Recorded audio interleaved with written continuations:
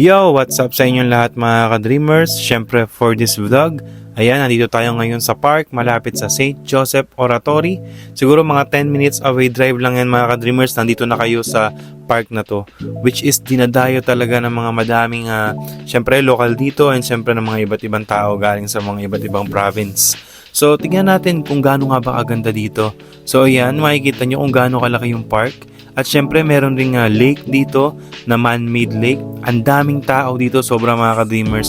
Pwede kayong mag-ihaw-ihaw, pwede kayong mag-picnic dito, pwede rin kayong mag-camping, at higit sa lahat, pwede kayong mag-kayak and boating dito mga ka-dreamers.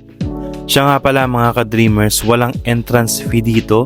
Open siya for public, at higit sa lahat, open na open to para sa pampamilya.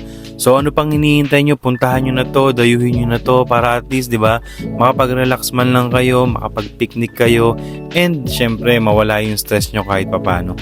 Syempre hindi mawawala yung baon natin mga ka-dreamers. Ayan yung dahilan kung bakit din tayo nagpunta dito, para at least maiba yung ambience and mawala yung stress natin ng kahit konti. And sobrang sulit nga pala nito, shoutout sa Lovejoy, sobrang sulit ng pagkain na hinahain nyo sa amin. So maraming salamat.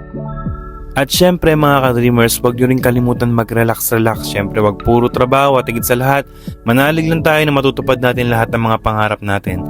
Thank you so much, God bless you all, and peace yo!